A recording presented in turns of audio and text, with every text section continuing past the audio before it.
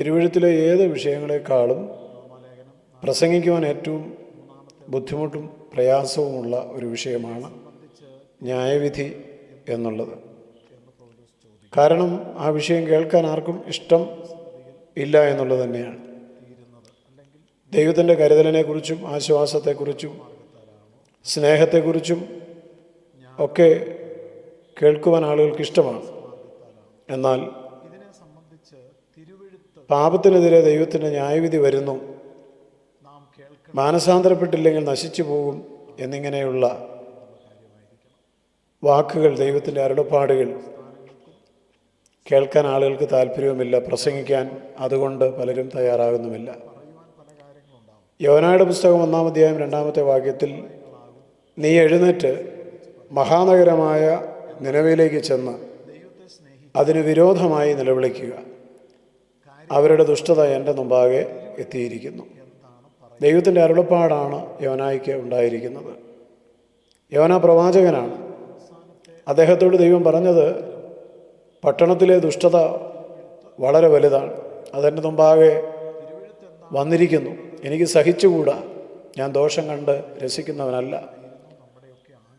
പരിശുദ്ധനായ ദൈവം യോനായോട് പറഞ്ഞു, ആ മഹാനഗരത്തിലേക്ക് നീ ചെന്ന് അതിന് വിരോധമായിട്ട് പ്രസംഗിക്കണം. ഇത് എളുപ്പമുള്ള കാര്യമാണെന്ന് ആരെങ്കിലും ചിന്തിക്കുന്നുണ്ടോ? ഇന്നത്തെ കാലത്ത് നമ്മുടെ രാജ്യത്ത്, സംസ്ഥാനത്ത്, പട്ടണങ്ങളിലൊക്കെ നടക്കുന്ന കാര്യം എന്താണ്? പറയുവാൻ ലജ്ജിക്കുന്ന നിലയിലാണ് മനുഷ്യൻ പാപങ്ങൾ ചെയ്തു കൂട്ടുന്നത്. വാസ്തവത്തിൽ നമ്മുടെ പട്ടണങ്ങളോട് ദൈവത്തിന് പറയുവാനുള്ള അരുളപ്പാട് എന്തായിരിക്കും? ഇനിയും നിന്നെ അനുഗ്രഹിക്കും, ഇനിയും നിന്നെ വർദ്ധിപ്പിക്കും എന്നൊക്കെ ആയിരിക്കും? ഒരിക്കലുമല്ല. ദൈവത്തിനും പറയുവാനുള്ളത്, മാനസാന്തരപ്പെട്ടില്ലെങ്കിൽ നിങ്ങളെല്ലാവരും അങ്ങനെ തന്നെ നശിച്ചു പോകും എന്നുള്ളത് തന്നെയാണ്. എന്നാൽ അത് ധൈര്യത്തോടെ പറയുവാൻ ഒരു ദൈവമനുഷ്യനെ ദൈവത്തിന് ആവശ്യമുണ്ട്. യോന നിനവിലേക്ക് പോയി. പാപം കൊടികുത്തി വാഴുന്ന ആ തെരുവിലൂടെ ഒറ്റയ്ക്ക് ആ മനുഷ്യൻ ന്യായവിധി പ്രസംഗിച്ചുകൊണ്ട് നടന്നു. ദൈവത്തിന് അവരുടെ രാജ്യത്തെക്കുറിച്ച് പദ്ധതിയുണ്ടെന്നും ഒന്നുമായിരുന്നില്ല അദ്ദേഹത്തിൻ്റെ പ്രസംഗ വിഷയം. നിങ്ങൾ മാനസാന്തരപ്പെട്ടില്ലെങ്കിൽ ചില ദിവസങ്ങൾ കഴിയുമ്പോൾ ദൈവം നിങ്ങളുടെ മധ്യത്തിൽ ന്യായവിധി അയക്കും എന്നുള്ള ശക്തമായ ദൂതായിരുന്നു അദ്ദേഹത്തിന് പറയുവാനായിട്ടുണ്ടായിരുന്നത്. വേറൊന്നും അദ്ദേഹം പ്രസംഗിച്ചില്ല.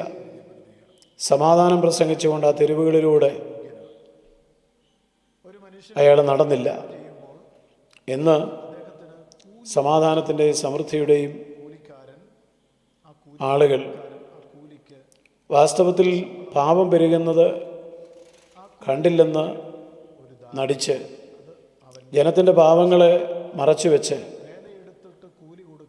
മാനസാന്തരപ്പെടുവാൻ പറയുന്നതിന് പകരം ദൈവം നിങ്ങളെ അനുഗ്രഹിക്കും എന്ന് പറയുകയാണ്. തീർച്ചയായും ഇത് ഇന്നത്തെ സമൂഹത്തിൽ നടക്കുന്ന കാര്യങ്ങൾ തന്നെയാണ്. അതുകൊണ്ട്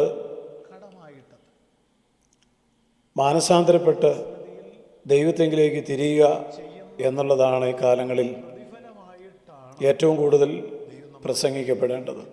കാലം തികഞ്ഞു, ദൈവരാജ്യം സമീപിച്ചിരിക്കുന്നു. മാനസാന്തരപ്പെട്ട് സുവിശേഷത്തിൽ വിശ്വസിക്കണം. സുവിശേഷമാണ് എല്ലാ പ്രശ്നങ്ങൾക്കും പരിഹാരമായിട്ടുള്ളത്. ആത്മഹത്യയോ ഒളിച്ചോട്ടമോ അല്ലെങ്കിൽ ലഹളകളോ ഡിവോഴ്സോ ഒന്നിനും ഒരിക്കലും പരിഹാരമല്ല. കർത്താവായ യേശുക്രിസ്തുവിൽ കൂടി ലഭിക്കുന്ന നിത്യമായ സമാധാനവും സന്തോഷവും, അതാണ് സുവിശേഷം വാഗ്ദത്തം ചെയ്യുന്നത്. അത് ലഭിക്കണമെങ്കിൽ മറ്റൊരു മാർഗവുമില്ല. പാപങ്ങളെ ഏറ്റുപറഞ്ഞ് മാനസാന്തരപ്പെട്ട് അനുദപിച്ച് ദൈവത്തെങ്കിലേക്ക് തിരിയുക എന്നത് മാത്രമാണ്. ഈ സന്ദേശം ഒരുപക്ഷെ പലർക്കും അറിയാമായിരിക്കാം, ഒരിക്കൽ കേട്ടിട്ടുണ്ടായിരിക്കാം. എന്നാൽ ആ കേൾവി കൊണ്ട് എന്ത് പ്രയോജനം നമ്മുടെ ജീവിതത്തിലുണ്ടായി എന്ന് ചിന്തിക്കുന്നത് വളരെ ഉചിതമാണ്. കേട്ട വചനം പലർക്കും ഉപകാരമായിട്ട് തീർന്നിട്ടില്ല. കാരണം അത് വിശ്വാസമായിട്ട് പരിണമിച്ചിട്ടില്ല. വചനം കേൾക്കേണ്ടത് ആവശ്യമാണ്. എന്നാൽ അതിനേക്കാൾ അത്യാവശ്യമാണ് കേട്ട വചനം അനുസരിക്കുകയും വിശ്വസിക്കുകയും ചെയ്യേണ്ടത്. അനുസരണത്തിലൂടെ മാത്രമേ ദൈവത്തിൻ്റെ അനുഗ്രഹങ്ങൾ നമുക്ക് അനുഭവിക്കുവാനായിട്ട് കഴിയുകയുള്ളൂ. കാള തൻ്റെ ഉടയവനെയും കഴുത തൻ്റെ യജമാനൻ്റെ പുൽത്തൊട്ടിയെയും അറിയുന്നുണ്ട്. എന്നാൽ എൻ്റെ ജനം എന്നെ അറിയുന്നില്ല. ഇത് പറഞ്ഞത് മനുഷ്യരാരുമല്ല, മനുഷ്യൻ്റെ സൃഷ്ടാവായ ഉടമസ്ഥനായ മഹാദൈവമാണ് വേദനയോടെ പറഞ്ഞത്, എൻ്റെ ജനം എന്നെ അറിയുന്നില്ല.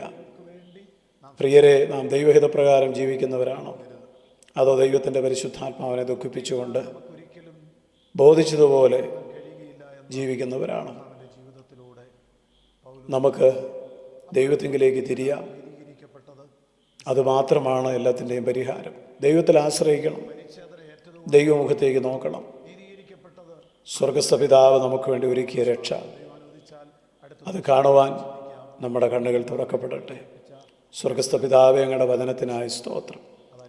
ഈ വചനം ശ്രദ്ധിക്കുന്നവരെ ദൈവം മാനസാന്തരത്തിലേക്കും അനുതാപത്തിലേക്കും അതുവഴി അനുഗ്രഹത്തിലേക്കും നയിക്കണം എന്ന് പ്രാർത്ഥിക്കുന്നു.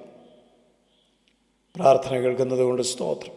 യേശു ക്രിസ്തുവിൻ നാമത്തിൽ തന്നെ ആമേൻ.